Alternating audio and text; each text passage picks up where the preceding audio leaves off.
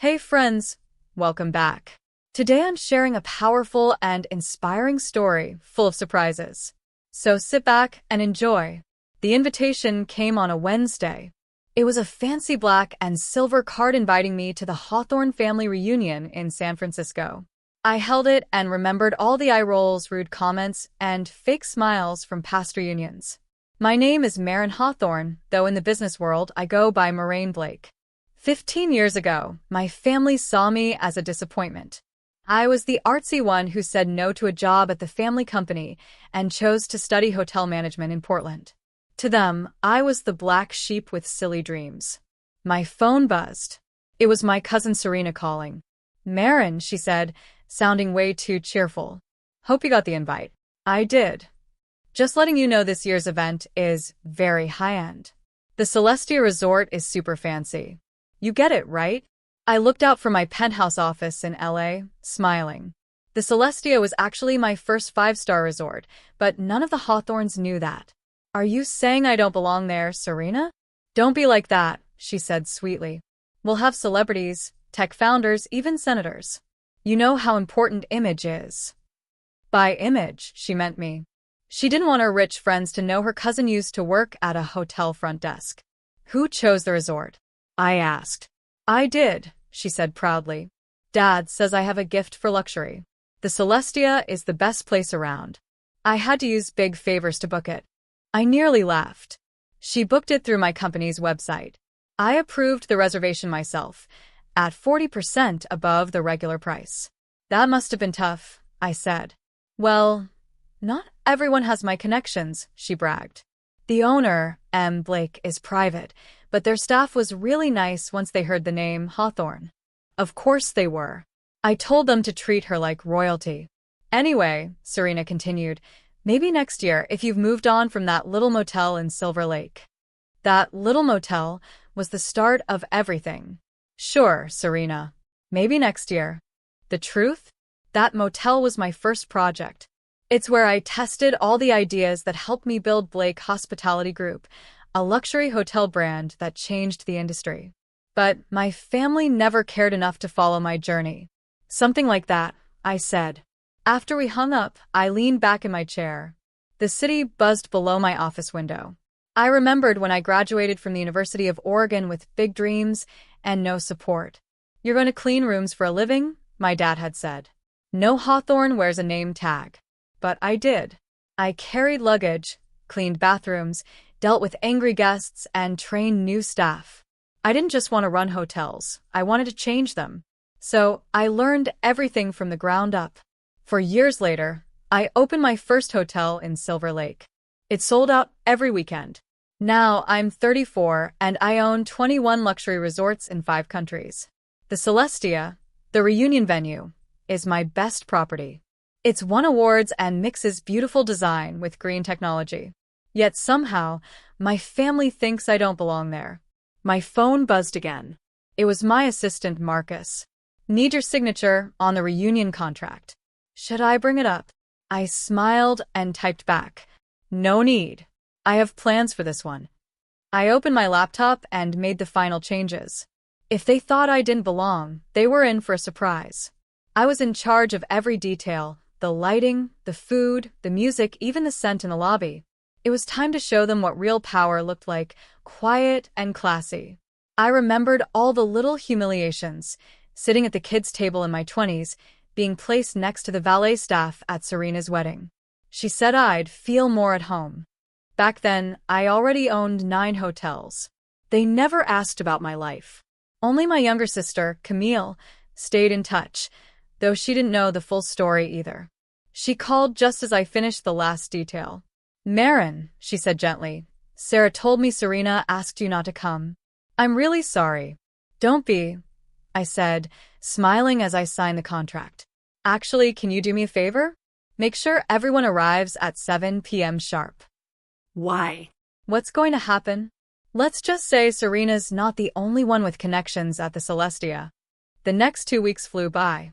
I made sure everything was perfect, right down to the color of the flowers on the tables. If my own family was going to try to leave me out of my resort, I was going to give them a night they'd never forget. The Hawthorns wanted luxury. I was about to give them a show.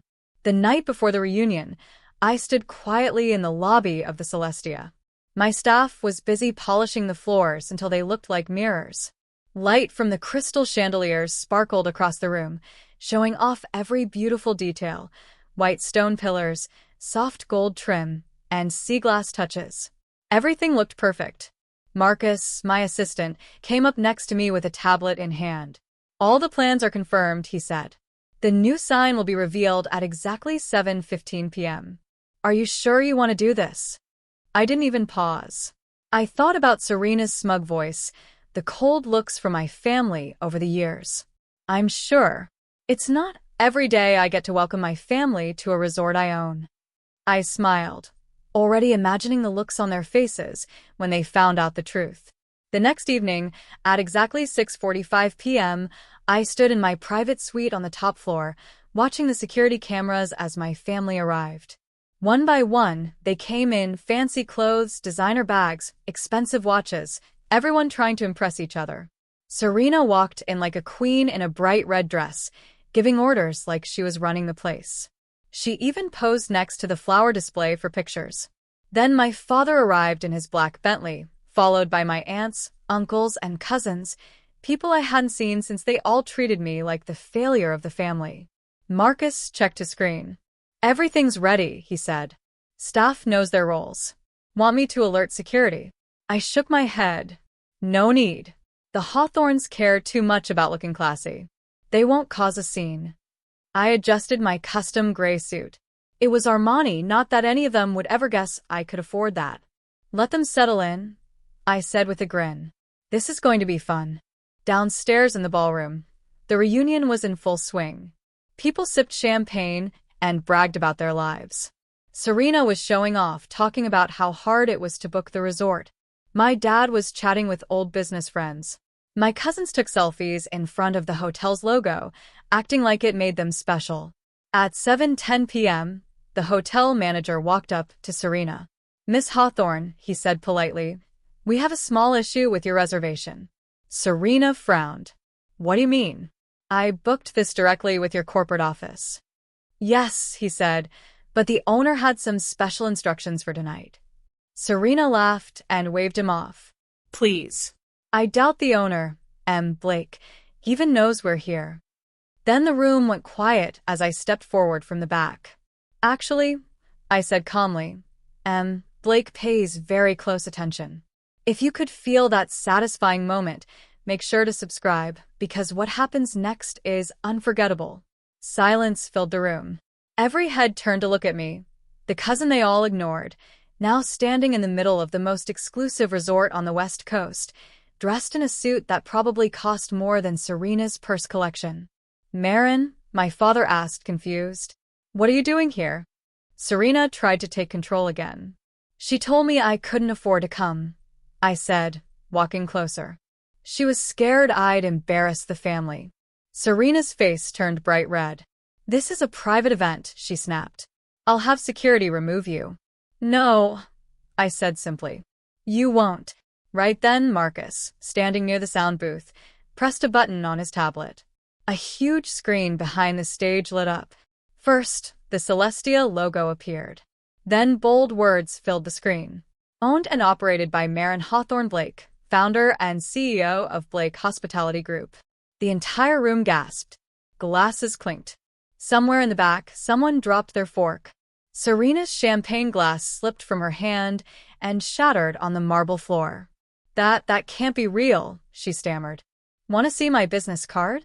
I asked sweetly, holding up a sleek black case. "Or maybe the property deed?" I added, tapping the folder I carried.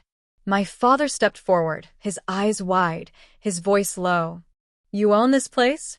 And 20 other properties?" I nodded. "Yes, but this one is special. It's where I started, back when you told me I was throwing my life away cleaning hotel rooms." The memories came flooding back, Serena sneering at my uniform, my aunts gossiping that I had settled. The cousins who cropped me out of family photos. For years, I let their words get to me, but not anymore. "You look down on me," I said, "but you never looked up." I turned to Serena. The tiny motel in Silver Lake you love to mock. That was my prototype. My lab. The foundation of what's now the gold standard in hospitality. Marcus, my assistant, stepped forward and handed out folders to my family members. These, he said, contain the truth about Blake Hospitality Group and the invoice for tonight's event. Serena flipped through hers, her face turning pale as she read. This rate, it's 40% above market. I smiled. A family surcharge, if you will. Laughter broke out around the room. Nervous at first, then louder as the tension lifted. My father looked at me, his jaw tight. Why didn't you ever tell us? I met his gaze. Would you have believed me? The silence spoke volumes. 15 years ago, you said no daughter of yours would ever work in a hotel, I said, steadying my voice. Well, you were right about one thing. I don't work in a hotel. I paused. I own them. The screens behind me lit up with panoramic shots of my resorts. The Maldives, the Swiss Alps, Dubai. All my properties.